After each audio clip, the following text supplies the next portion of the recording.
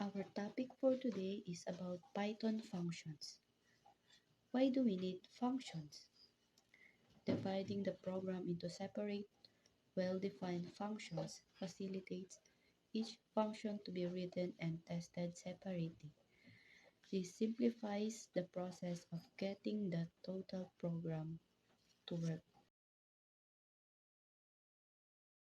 Where do the functions come from?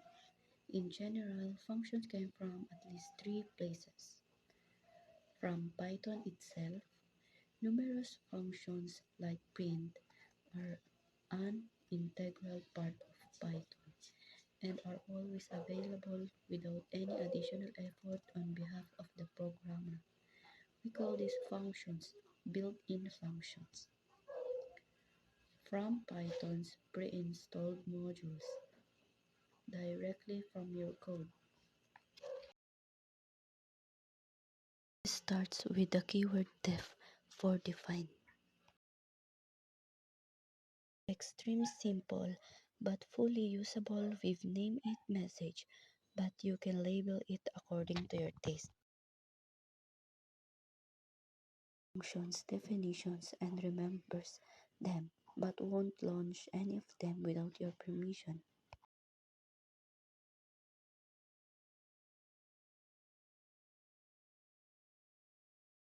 It tries to show you the whole process. 1. When you invoke a function. 2. The body of the function is, then execute. 3. Reaching the end of the function forces Python to return to the place directly after the point of invocation. First of them, you must not invoke a function which is not known at the moment of invocation. Remember, Python reads your code from top to bottom. It's not going to look ahead in order to find a function you forgot to put in the right place. Right means before invocation. The second catch sounds a little simpler. You must not have a function and a variable of the same name.